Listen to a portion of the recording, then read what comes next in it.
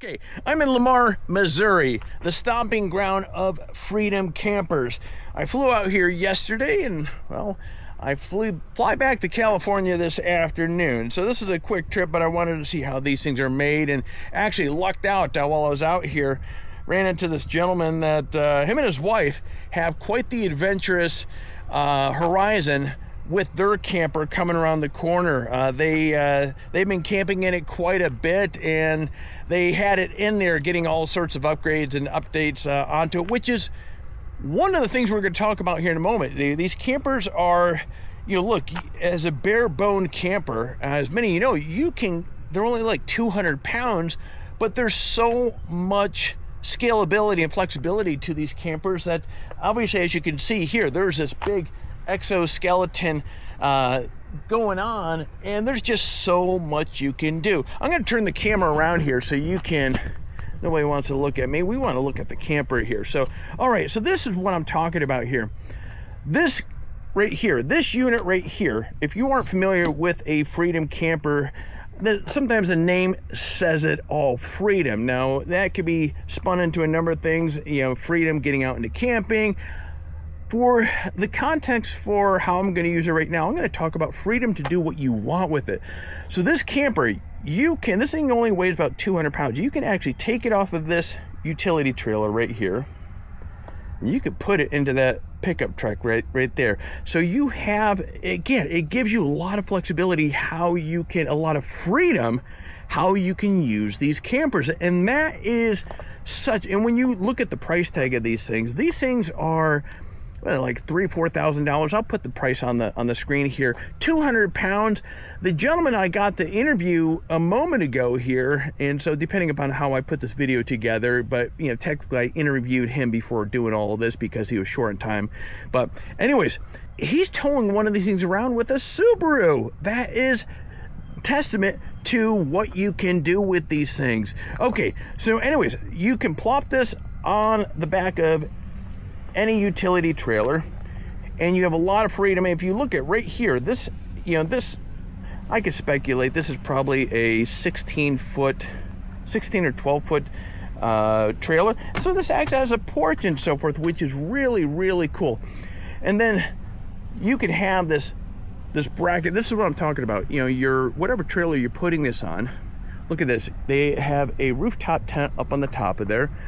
You have a AC unit. Okay, that AC unit is 10,000 BTU. It draws about 550 watts, as I understand. Now, you have load-bearing pieces here, and I forgot what he called these struts here, but these are designed so you can mount things on top of it, and there's actually one on the front, and there's one on the back there. You have these large sliding windows on each side. You have a vent right there. Now, many of these Freedom campers, you'll see that people mount their solar right on the front here. Nick, the gentleman that I just interviewed on his, they have 400 watts of solar on the front of it. This one, if you look up right here, there is 600 watts of solar up there. Now that's pretty crazy. But when you look inside here, let's crack this thing open. There's 600 amp hours of battery inside of this thing. That absolutely blows my mind. And so again, you're talking about the ability with that amount of power right there.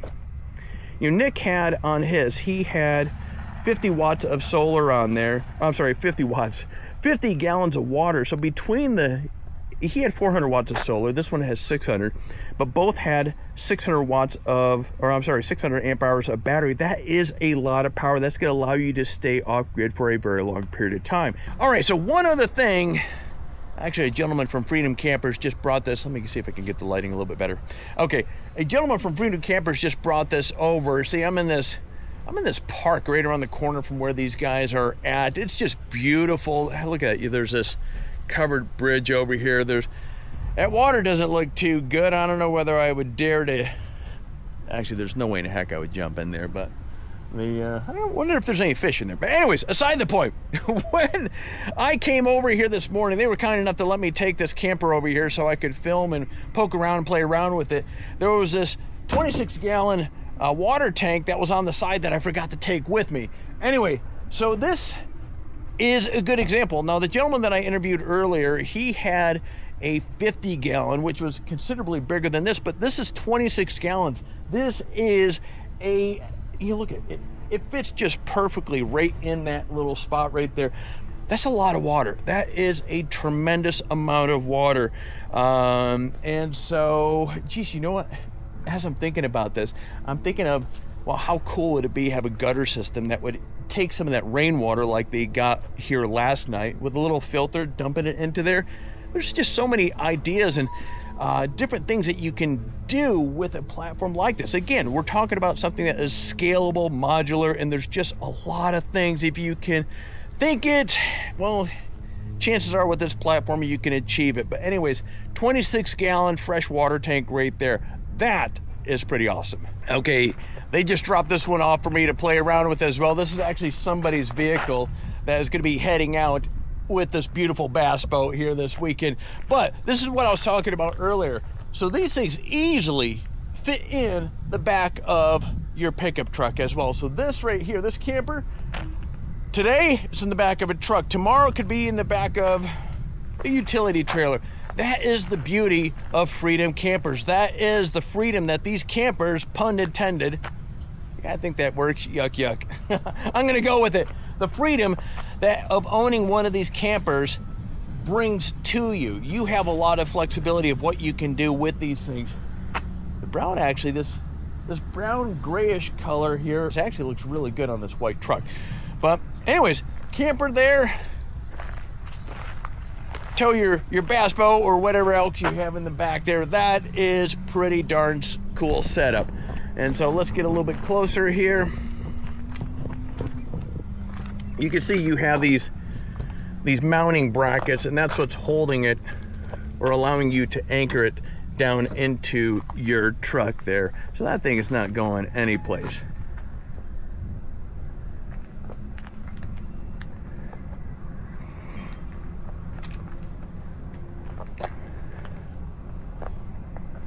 They left me here with these campers in this boat. I wonder if they would be upset if they came back and this here boat was gone and they can go fishing for the afternoon. You know, I'm just talking to somebody about this. I haven't gone fishing in a long time, and boy, I don't see any fishing rods in this boat, but I'm sure there's a Walmart around here someplace. Go pick up some fishing rods and take this thing out. This thing would be a blast fishing.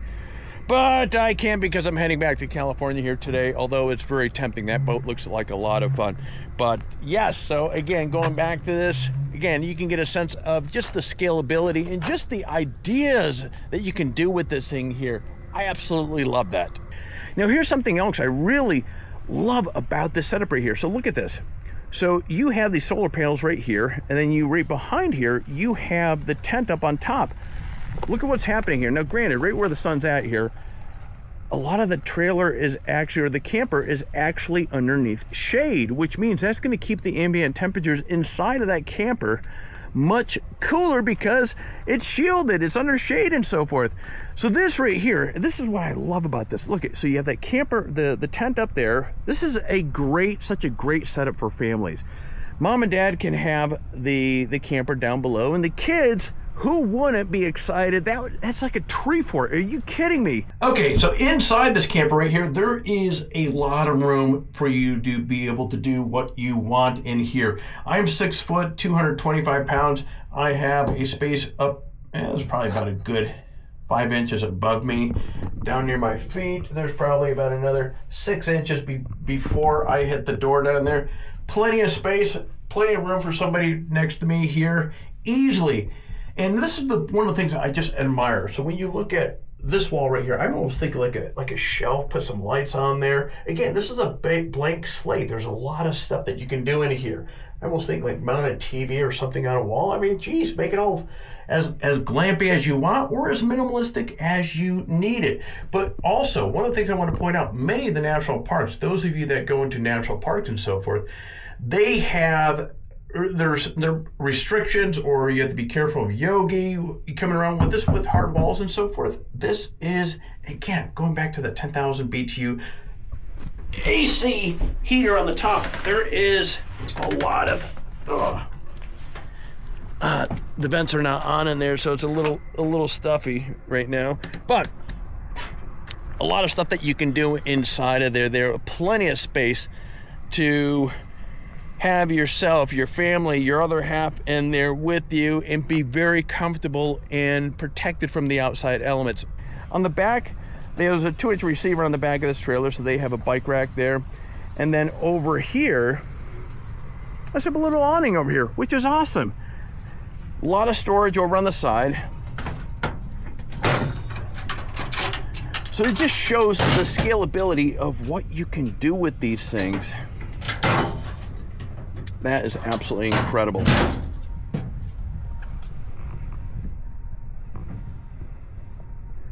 Now let's take a peek inside of this here. And you can see, this is why so many people love these things.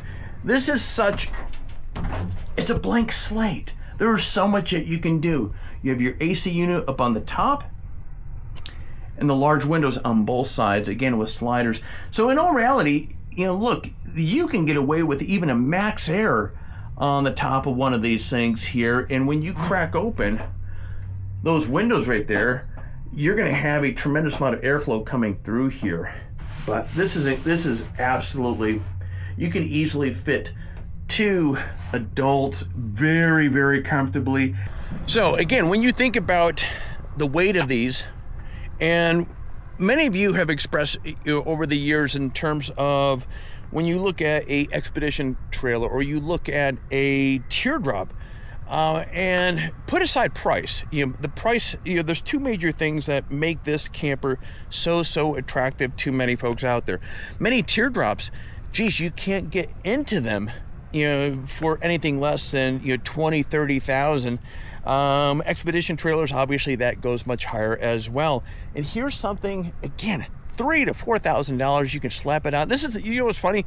This is the first camper that we have ever put into our holiday gift guides. It's actually in the gift guide under top gifts under $5,000. How crazy is that? So from a pricing standpoint, this is extremely attractive because it gives you a lot. It gives you a lot of camper, a lot of options that you can do for a very affordable price. Now, on top of that, as we spoke a moment ago, I have said this, a number of years back. I did a video on my turtleback and spoke about it sat in the garage for 10 months because it is a one-trick pony. With this, again, if you need a trailer to go off and go do your Lowe's or your Home Depot, run to the dump or whatever the case may be, the camper only weighs 200 pounds. You can easily take that thing off, and then that trailer becomes more of a utility piece.